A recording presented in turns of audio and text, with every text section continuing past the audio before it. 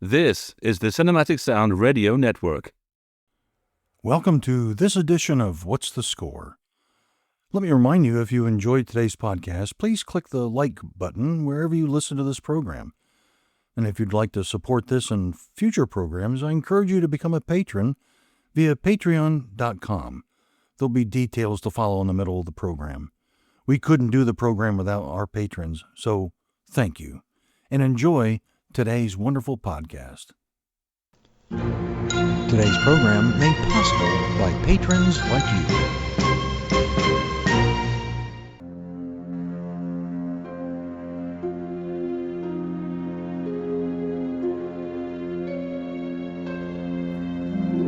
Welcome to where we celebrate music from the movies.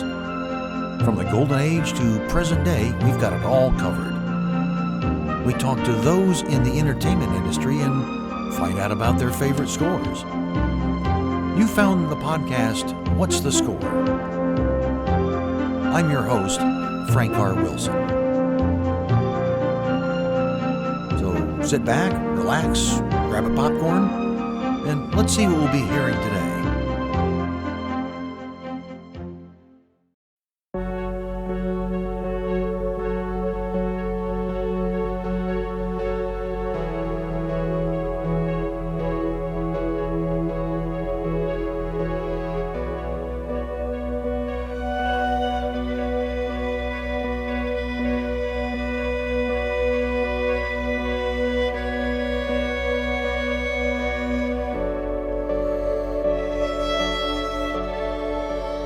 Recognize that music?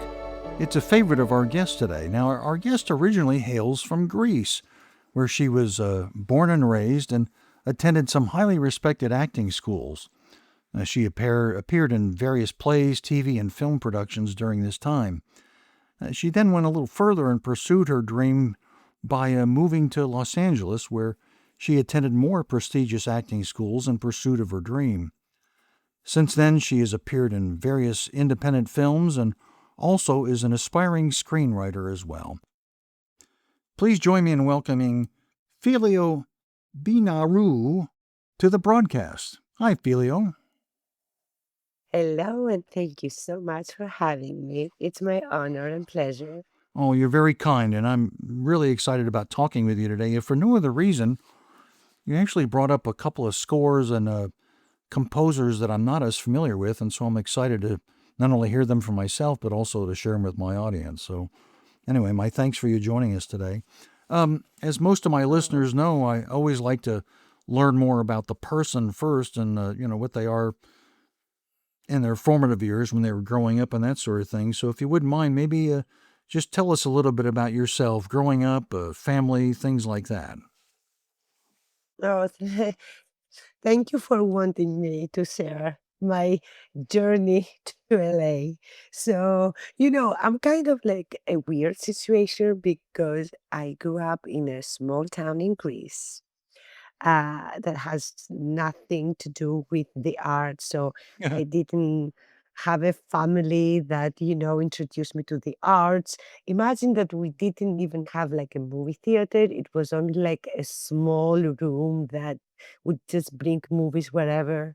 And so I didn't have any stimulation regarding the films. But for some reason, like, you know, the magic of movies was speaking to my soul since I was a little girl. Maybe it was like finding an escape there, Yep. um, because most of my friends at school, they were just like, going with the flow. But there was always something strange inside me. I just felt that I didn't belong there, that I always felt that there was something more outside that was calling me, that I wanted to explore. And I didn't know what that was. So I started watching movies and trying, to read interviews about the actors. And I come from a strict home. Like my dad was very the traditional Greek father who wouldn't allow his daughter to leave the small town. And my destiny, according to him, was like to stay there and move on with the family business. And I was suffocated only with the idea of that, but I had no escape. And my mom is an angel on earth. She was always on my side, but with she was like the quiet force because uh, women in Greece don't have a say. Yeah, things are changing right now, which is better. So I didn't know what I was going to do because there was no way I wanted to stay there and go on with the family business. I wanted to be an actor, you know. I remember watching the Oscars and feeling so elated by th- the ceremony. It's not like it's what the Oscars represent, It's like a dream. It's like you reach point that your effort about what you're doing is being recognized. I see it with a romantic way. I know there's more into it, but for me in life, I just choose like to see it with what the art should be about higher ideas and values and inspiration and stimulation of the masses. And I remember waking up early to watch the Oscars, and of course, no one else at school knew what I was talking about. But anyway, Yeah. and I remember I wanted to go to college. Oh, by the way, I was not even allowed to go to college according to my dad, but somehow I succeeded to go to college. Huh. And I wanted to go to college in Athens because over there I would have an opportunity to be in drama school. Uh, I mean, the LA idea was like not even a dream. Like, how could I be here? How could I ever I was thinking maybe I could have a second life and I was gonna be born in LA. Anyway, So was so was this college more in a larger city, in a big city, as opposed to the small oh, yeah, town you yeah, in came from? Athens, the capital. Okay. Yeah, Okay. yeah, Yep. yeah. So, and yeah, I succeeded. It's like we don't have SATs. We have something like similar to it's. So I was very fortunate to actually achieve that. And I wanted to go to Athens for studies, to the university, to be able to go in the drama school, of course, in secrecy, all of that. And I was able to finish college and drama school at the same time. One of the cues that you chose was from a very popular film called La La Land. We're going to play the Ah, main theme from that's written by Justin Hurwitz. Tell us a little bit about why you liked this particular film score and film.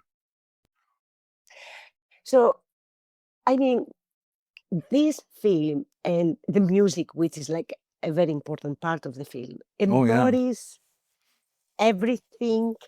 And I don't want to say only actor, I want to say artist or artistic soul. You know, it embodies everything that it's that. The music is so much in accordance with everything that is happening. And the fact that it had to do with jazz, but it's a modern take in it, it makes it so special. It Mm, speaks to the soul of everyone that um, appreciates arts and love, because I think La La Land, in in the deep core of a movie, is about love.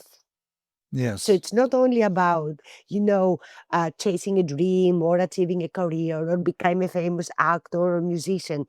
It's about love. Because what guided those two characters, it's love. Yeah. And Yeah. there's so many amazing things also that happened in this film.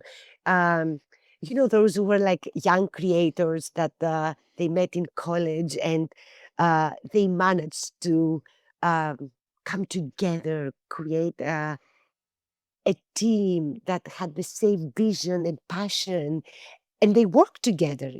Sometimes, usually, a composer doesn't come into the movie until the movie is done. Right. But because this was like a musical and the score was so important um, for the thread of the film, he worked along with like the writing of the film. It was a collaboration. And that's And true. That above all, it is a little bit different than the normal the it process the way is it works. different than a normal. So, me, I'm different than normal people. So maybe that's why I like it. Well, Uh, let's but have a also, yeah, let's have a, yeah, let's have a listen then. This is the main theme from the film La La Land, and it's written by composer yeah. Justin Hurwitz.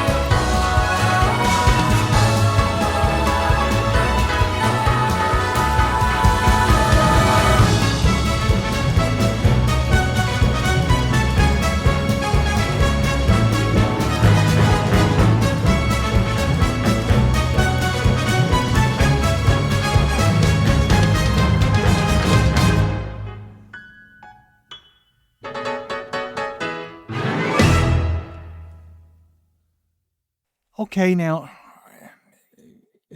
the way I think about it, I mean, this had to be a huge leap of faith and took a lot of courage to leave your home country and move to Los Angeles. Was that a scary thing to do, or were you just, absolutely sure this was the right thing to do, or just kind of talk me through some of the emotions you must have gone through in making that move? So strangely enough,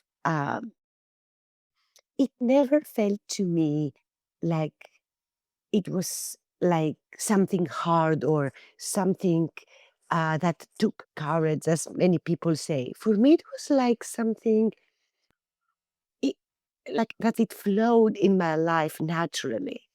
Which thinking back now and looking back, it is crazy and scary.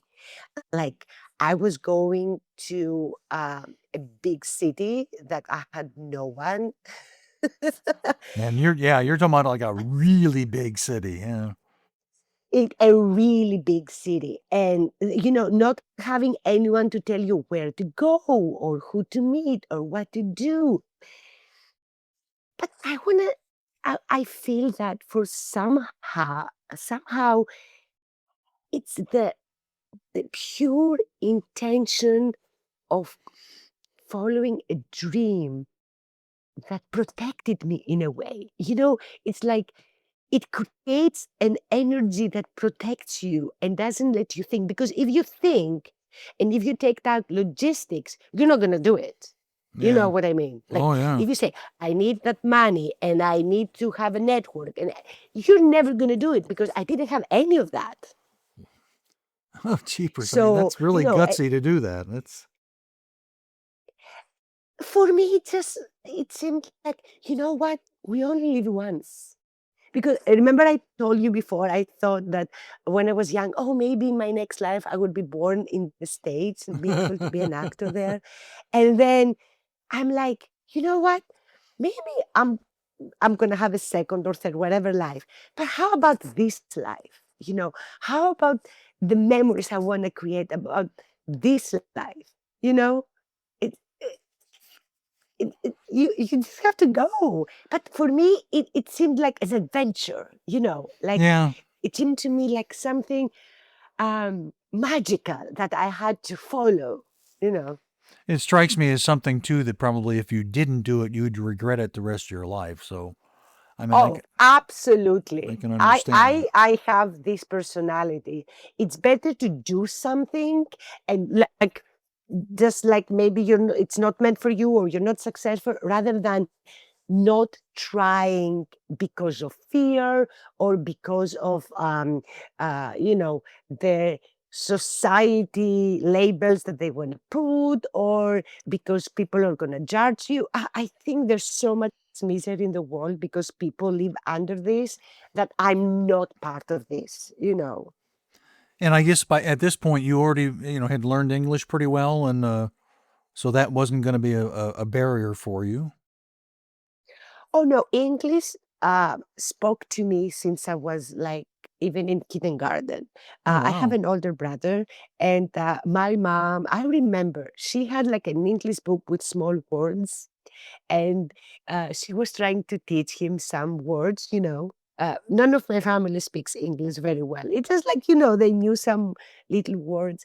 Uh, my brother wouldn't learn the words, and I remember just grabbing the book and just wanted to learn all the words.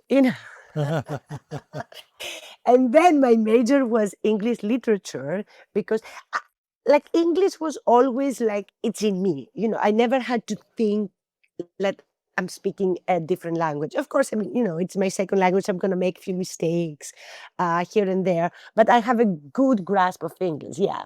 Never felt like a second language to me. And when I started writing and I started writing in English, it really it was like easy for me. It so when you got there, you kind of how did you know who to contact or get Yeah, maybe to get an I want to agent or tell to you a figure out the funny. schools and things like that? No, uh, so the funny thing is like my first day in LA, I had booked a very cheap, like all of those Holiday Inn hotels for a few days because that's the only thing I could afford. And I remember the first day I arrived really late at night and I slept and I woke up in the morning and I'm like, oh my God, I'm in Los Angeles. Um, I put on my sneakers and I go. I don't know where I'm going. I'm just asking, like, do you know where is Hollywood Boulevard? I'm asking people. They say, oh, a few blocks away. So, and I go, and all of a sudden, I'm in Walk of Fame. I know Walk of Fame is not as we see it in the movies, so glamorous and stuff, but for me, it was like unbelievable. And walking Walk of Fame, I end up out of Dolby Theater, okay, Okay. Yep. where the Oscars are taking place. And I told you about me growing up in the Oscars, okay? Right. And I'm in front of it and I'm in awe. I'm in complete awe. And I still remember to this day, there was like a bunch of tourists and they were ready to enter the theater.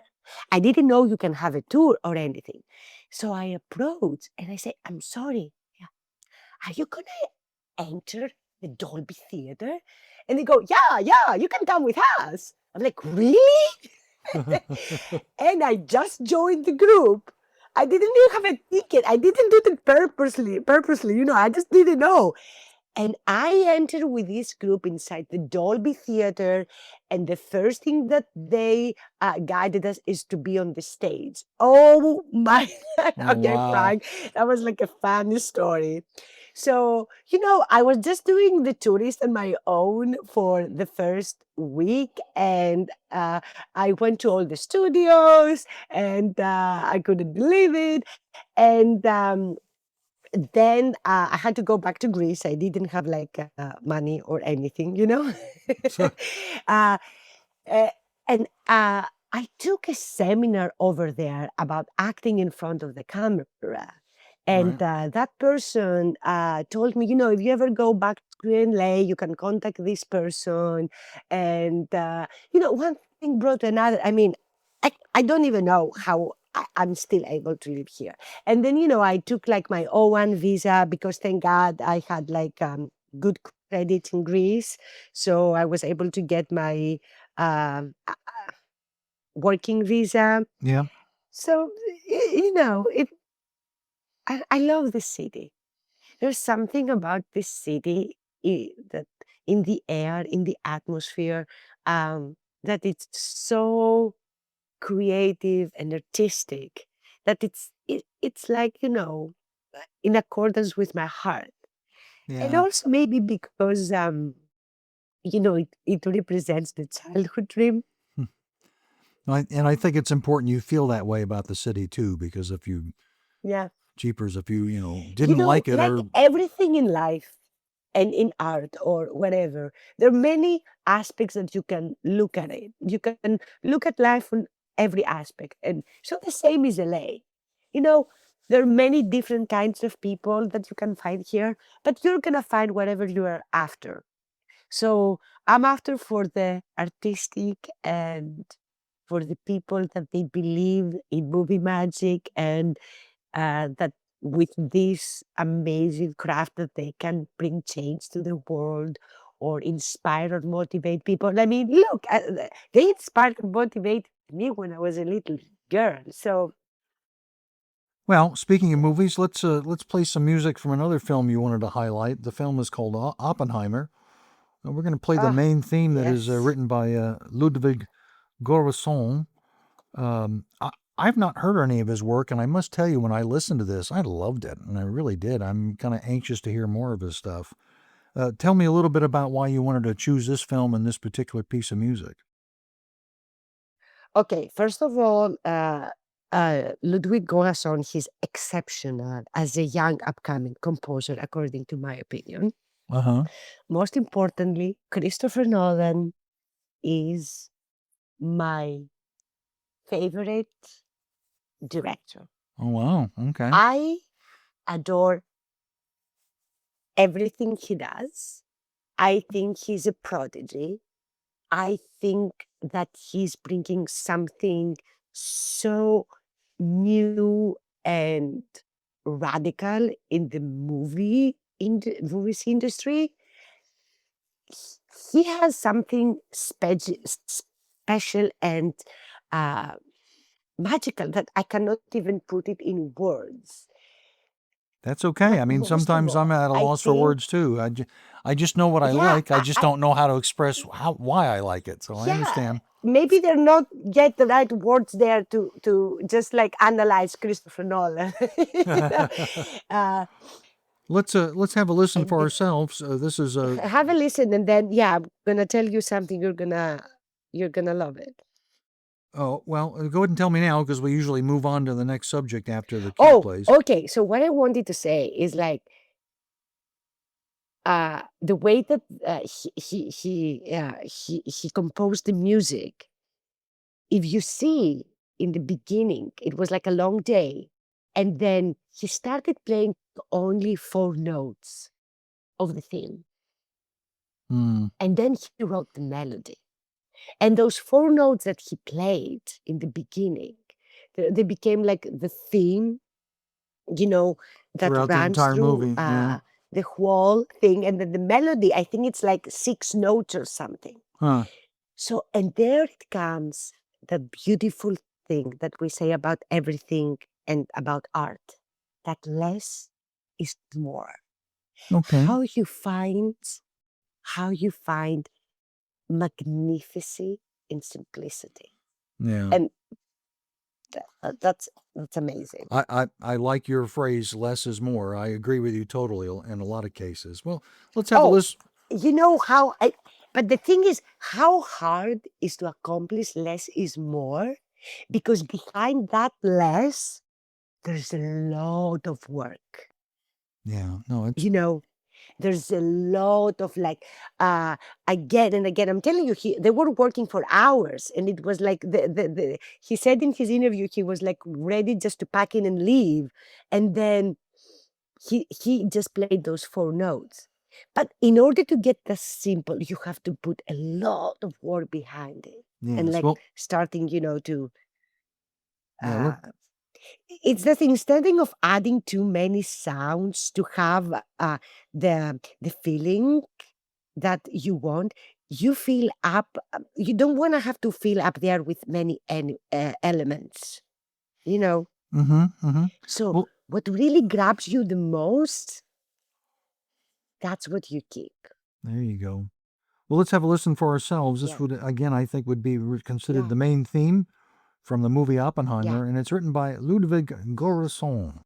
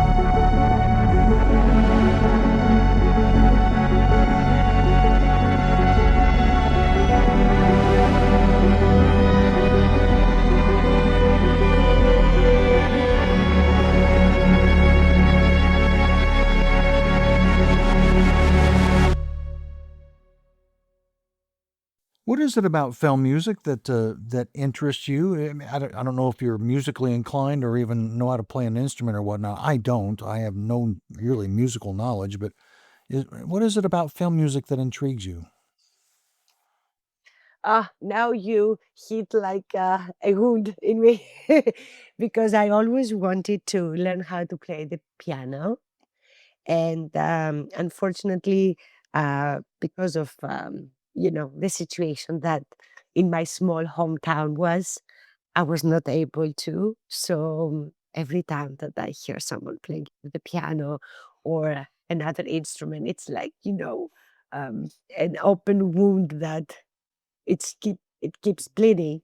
So maybe that's why I have, I think, that love about music and film because it combines both of my loves, Yeah. filmmaking and music. Um, you know what? I think that it's like when you hear um, a score in a film, and it's like your soul vibrates through the notes.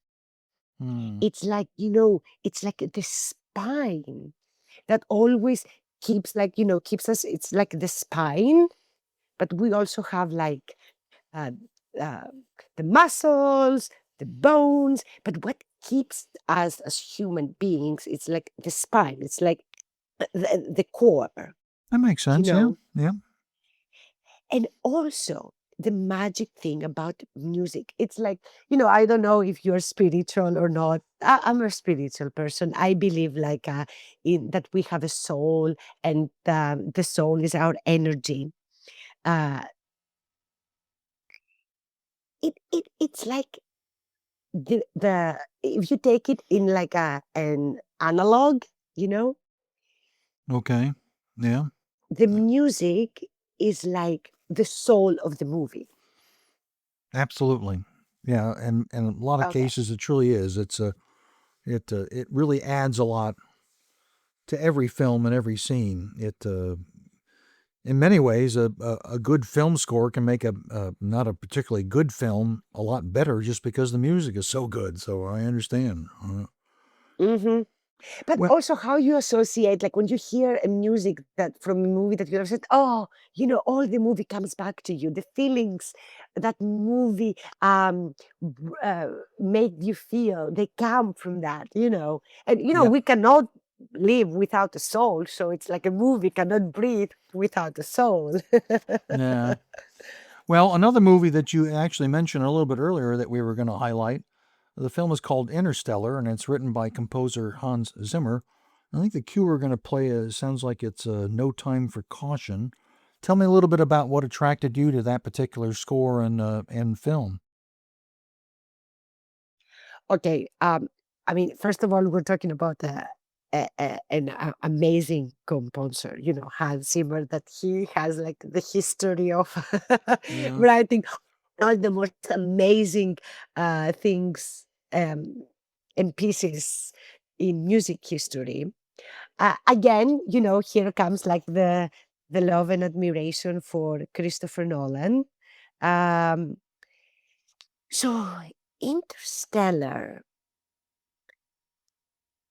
it it blends so unexpectedly with the the way the film unfolds and with the complexity of the script.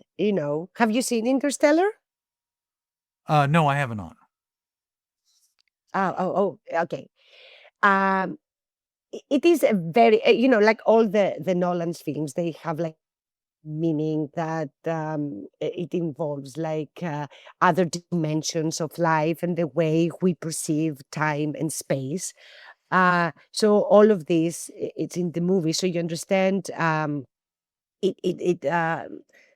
It was not an easy score for this film, but I had read something amazing that. Um, when Nolan met with Hans Zimmer about the film, Nolan asked him to write something based on a feeling. not a plot. So he told him, like, if you were to write a letter, like to describe the film. Oh, no, no, sorry. He told him, let me remember this because it was a while ago. Oh, he told him, if you were to write like a letter, and not to describe the film, like not to tell me what the film is about, but like he told him to give me like a fable. Do you know what a fable is? Like when you say a story that means something else. Right. Okay. So what would come to you? That's what he told me. So don't write me about the plot of the film. Write me about a feeling. And then Simmers, I think, he wrote a piano theme, and the inspiration about this came about his son. And he didn't know when he did that Interstellar would be about space and time and black holes. Right. He composed it based about in his love about parenthood, about the connection he had with his son. And when you hear the music, you feel that. And Yeah. that's what I think that was magical about the music in Interstellar. That it all started with. That's what makes Nolan like an amazing director, and filmmaker. You think that was his He decision to kind breaks the of have? rules. You think that was Nolan's decision to Yeah, have Zimmer take that approach? yeah. He told him. He told him like he didn't even tell him what the movie has to do. He said, just write something. Just write something based on a feeling. Okay. And Siemens like did that, and he wrote that piano piece inspired by the connection he has with his son. Okay. Unbelievable. And Yeah. then, like, if you see the story, and I don't want to like spoil it for anyone who hasn't watched it, but like the connection between a father and a daughter is like the invisible thread throughout the movie, and love, of course. Yeah. Yeah. Well, So, you know, let's have a listen for ourselves. Again, this is from the film Interstellar. The cue is called "No Time for Caution," and it's written by the world famous composer Hans Zimmer.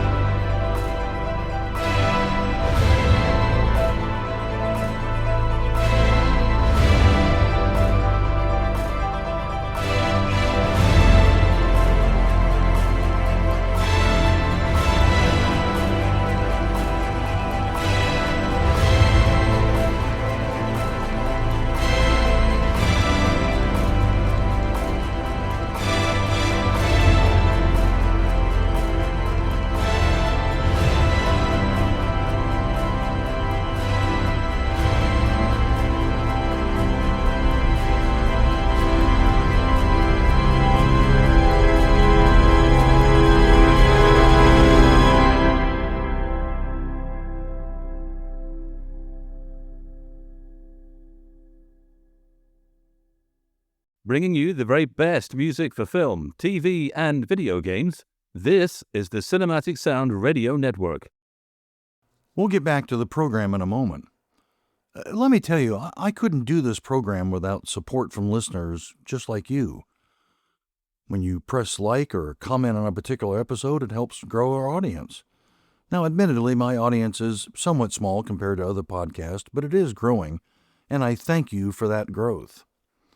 Now, how else could you help me keep the podcast going? Well, by becoming a patron of the program through patreon.com.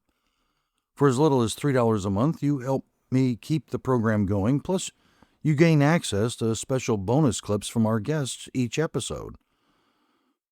By being a patron, you could also end up being a featured guest on future episodes.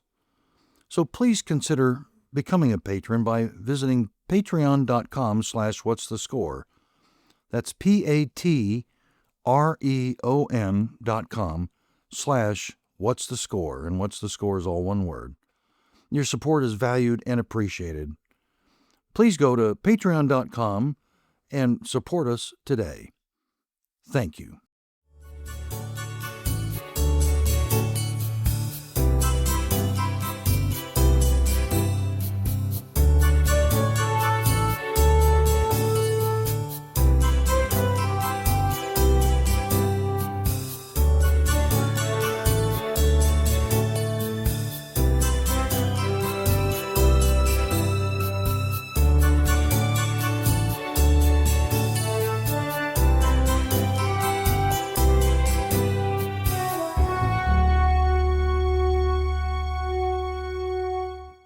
For someone who's actually been in the industry myself, and I kind of follow along about what's been going on with the industry here lately, there's all this, obviously all the talk about AI and the state of the film industry, TV industry, in particular in the United States. It seems to have kind of suffered a little bit from a variety of different reasons. So I'm just kind of curious, what are your thoughts about the state of film production in the United States today? Yeah, okay. Very interesting question. First of all, I want to say that I'm not against evolution and in technology and progress. I strongly believe that we can reach great heights of the human potential by, advancing in technology. That's a good But, attitude. yeah, but there's a big but. I am not an AI fan. So let's start it with that. So, because the way that is being used and it will be used, I don't think it's going to be for the benefit of the human race, for the human mind, for the human intelligence, unless there are going to be regulations for this advanced tool of AI to be used for specific purposes and for specific reasons. To be honest, I'm a little bit like, I don't want to say scared. I don't like this word, but I'm a little bit skeptical what's Yeah, going to happen. it's almost kind of like the unknown right don't- now, really. Yeah, I know. I don't like it. I don't use it. I don't have ChatGPT on my phone. I have never used AI up to now. I know that, I'm not saying I'm not going to use it, but why I didn't have the need to use it because I don't want someone to write something for me. You know what I'm saying? There's no soul there. Yeah. I don't want someone to tell me which song I'm going to put in my Instagram post, or I want to choose it on my own. I Yeah. can do a research, like to see this. So I haven't used it because I didn't have the need to. I don't want somebody to write an email for me. You know what I'm saying? Sure. And Yeah. I'm a Capricorn. I'm pretty organized, so I don't need this to organize my life. Well, what are your what are your I what are your don't like. what are your friends in Yeah, the industry? I'm sure you have some friends that are also, in the acting and it's half film. and half. Yeah. Some of them they're for it, and some of them they're despising it because they don't understand the danger of it. And actually, I am part of a writers group And one day there was a discussion about AI, and there were very strong voices on both sides. But I think that the side who was defending AI, they did have a strong voice, but they didn't have strong arguments. You Hmm. know, Okay. everything that has to do with the arts, it's soul based. I think we covered that in our discussion before. So if you have a robot, you cannot have a soul. So Yeah. there you're missing the whole point of art. And I don't understand why I need to have an AI actor. What is this gonna help someone to do? Like, unless like the studios that they don't have to pay an actor, I'm guessing. Like, why do we need AI to decide which projects are gonna be successful or made? Like, you asking for a robot to replace the human critical mind? And Mm. I don't understand. I'm not for it at all. So I'm actually doing the outline for a script based on AI right now. It's Oh, going to be wow. like a project that I'm trying to work on. Do you remember that book of George Orwell, the 1984? Oh, yes. Oh, Have you read yes. it? Oh, yeah. Well, many years Yeah. ago, but yes. I mean, yeah, we are giving the power of choice, the freedom of choice, which is the fundamental right of a being on this planet, on a robot. I don't understand that. I don't. It's the same thing. There's always the argument it's gonna do good things. Yes, but why do you allow it to do bad things as well? Do you know those deep fakes that they take your face or your voice and they can put it like on videos and create whatever you can imagine? Like, why would this ever be a possibility? Well, I mean, let's be honest. In many ways, it's about, if you're familiar with the phrase, the almighty dollar. The studios are always looking for ways to make a buck, save money, and those sorts of things. It seems to me that they see AI as an opportunity to reduce their cost and do things at a much cheaper level. But what are they sacrificing to save those few dollars? That's what I worry about. But that's the unknown. We don't know how far they're going to take But it. you know what? They're going to lose the essence of their existence if they go for it, because the essence of their existence is like to appeal to human beings, and like having human beings to go pay a ticket to see the work of art that they're doing. And thank God there were so many successful blockbusters, that there were also great movies the last years, that they proved that people have the power. People have the power. And that's the only thing we always have to have in mind, and we forget about it. So We think we're puppets in the hands of the ones in power, but yes, we can be, but we become puppets because they're afraid of the power that we have. are you seeing a reduction in activity in Los Angeles right now? Is it there aren't as many auditions or films in LA, production? uh, yeah, in LA, there are not many things that they're being filmed because there are, like some tax things that are happening. I'm not familiar with that, but I know it's not easy to film in LA. I think it's like a slow time in general. Um, I hope it's gonna change, Yeah, but let's hope it turns we around. cannot focus on that. We cannot focus. We have to focus on how we can do our work, how we can make our dreams true, how we can proceed with our projects. We cannot like drain our energy in the negativity, because that's not going to take us anywhere. Good point. Yeah, good point. Another cue you wrote is a favorite of mine, and certainly the score is. The movie I'm talking about is Rocky, written by Mhm. composer Bill Conti. Now, I was actually very proud of the fact that Mhm. we had Bill Conti on this program about a year or so ago. What a great what a great guy, and it was a great interview. And he always liked to joke a lot about the fact that the residuals he got from Rocky sent his kids to college. So he Mhm. obviously he did really well with that score. Tell us a little bit about why you wanted to choose music from that film, Rocky. Okay, first of all, Rocky as a movie is a great film. And also the story of how Sylvester Stallone made Rocky, being like a person that had no money, he sold his dog in order to pay some bills.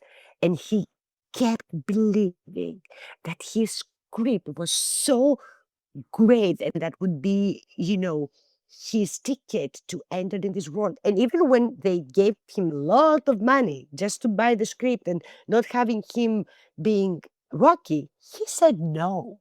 I know. That's incredible to me, you know. It is. But the story of Rocky being the underdog who makes it and for reaching his full potential and even, finding love and like it speaks to my soul. Also, I want to share something here. I grew up with an older brother and an older cousin that they were obsessed with Sylvester Stallone and Rocky. So even if I was a girl, I became obsessed with him too. So Rocky was one of the first films that made me fell in love with movie making. What this character represent. Um, and the score of Rocky, there's no one in this universe that won't hear this beautiful score and won't know what is this about. That's the huge success stamp that the composer has when you listen and you know the movie right away. That's Right. like a badge. Like a gold medal of film composing.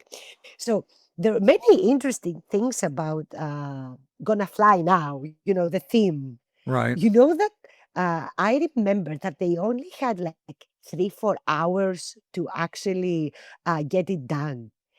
And another interesting thing is that when you hear it, you might think that they had a full uh, uh, uh, assembly of people behind it. But actually, there are only 3 people. And they made it look that it's like a huge orchestra. Did you know that? Yeah, I mean, they did it on a shoestring budget. There's no question about that. And that was one of his But also like first. the way that this masterful composer made it look like this. The way that, it's iconic, the way that he has done the training montage sequence, you know, Right. it's more so like it has surgical, precision, the way that he did it. Well, Because let's. every visual beat lands on a musical cue. This is like unbelievable. Yeah. And he won the Oscar, right? I think he won the Oscar. I'm trying to remember if he did or not for the He did. score. He did. I think it was like best film, best director, and best movie. Might have been, might have been. Let's have a listen Uh, for let's yeah, have let's have a let's listen do for it. ourselves. The cue I was going to play is called "Going the Distance." It's not the main theme, but it certainly Oh, reflects it's that, okay. Yeah. and it's kind of part of a montage of him, going through the last couple of rounds of the fight and whatnot. So it's called "Going the Distance." It's from the film Rocky, and it's written by composer Bill Conti.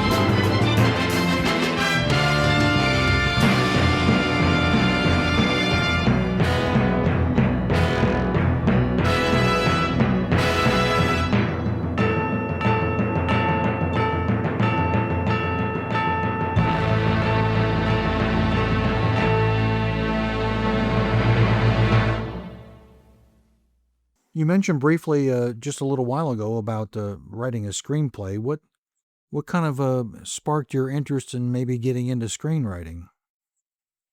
Oh, I'm gonna tell you, but I just now that we were talking, I just checked about the Rocky thing, and it did win Best Picture and Best Director, and it was Best Film Editing. It was not the music, Okay. but I it think was he was. I nominated. think he Yeah, was I wanted to nominated. be. It was nominated for sure. I just wanted him to have won the Oscar. Yeah. Anyway, oh, screenwriting. You know, uh, I honestly feel myself as being an actor to like the last bit of my essence. But in Greece, that's where it started. Uh, I didn't like the material that I was playing as an actor, you know. And they don't know many things about good screenwriting in Greece. We don't have like the right education, whatever. So I said, you know, instead of nagging that what is this role that they're giving to or whatever, why don't you make the change? And that's how I started writing.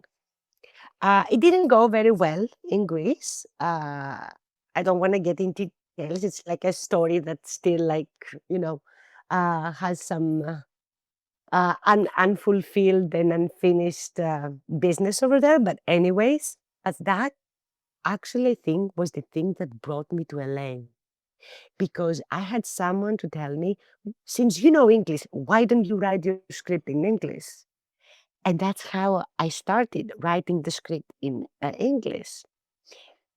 And there's something so amazing about screenwriting.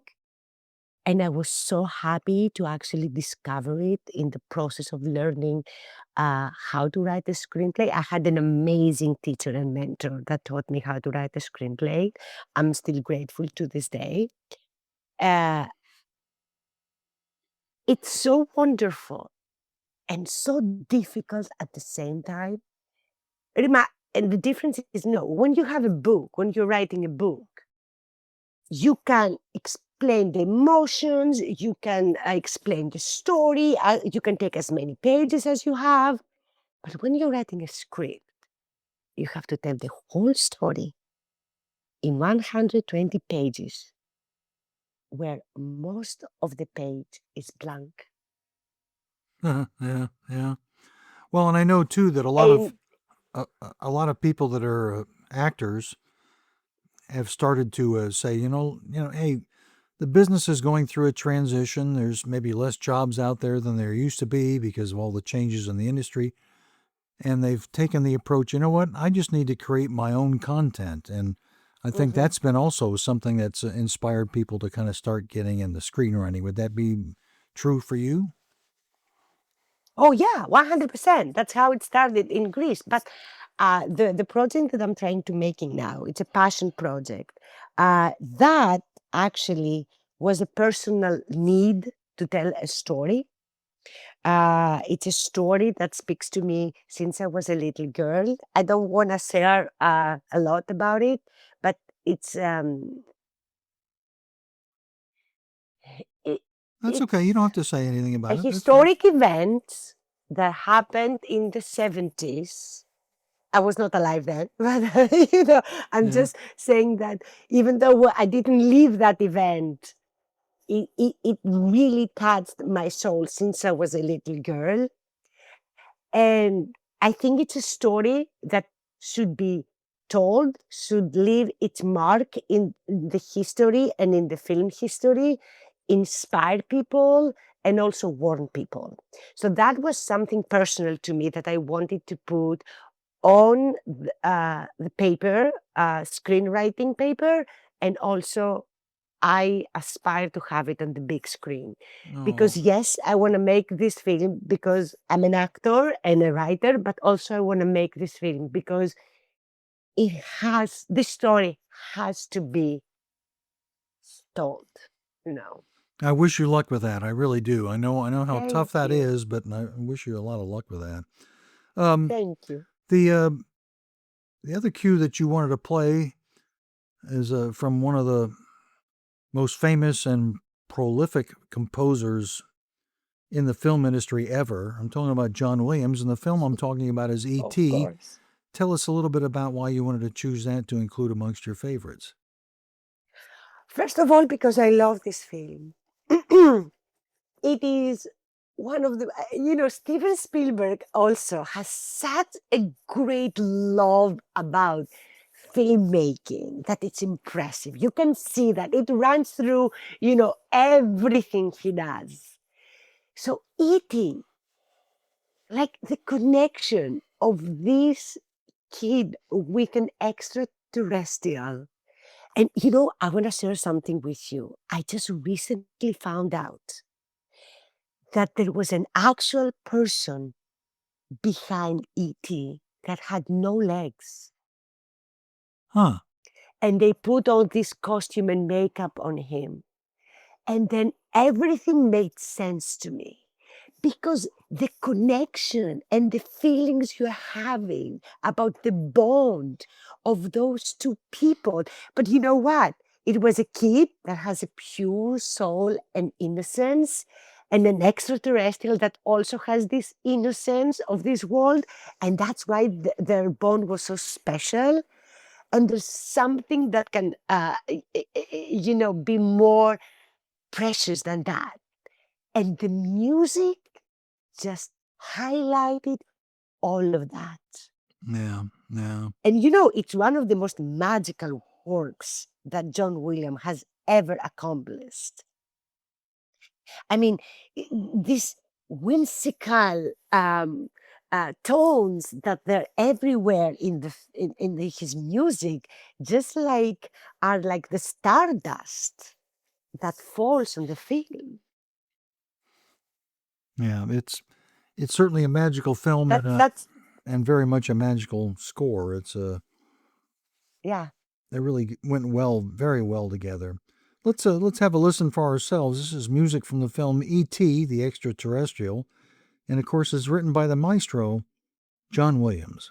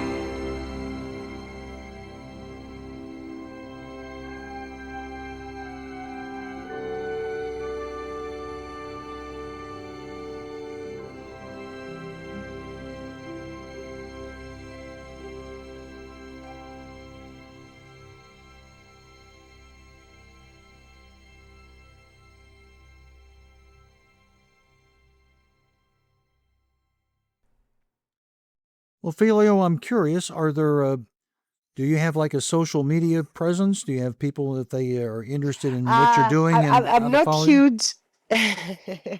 I'm not huge on social media, but That's okay. I like Instagram because my sheer pleasure is to watch animals, cats and dogs. So I do have Instagram. It's my name at Benarou Filio, uh, and I just post everything that inspires me every day. Okay, we'll try to post that on the website when we get this episode posted. Oh, thank you. So yeah, Instagram is where you can follow Filio and see what she's up to and what she's thinking about. So if you're interested in that, please do so. Listen, I hope you've enjoyed our chat today. I've certainly enjoyed it. Thank you for joining us today. Oh, it was a real pleasure. I just love talking about movies and every element of movies. So you gave me a wonderful time.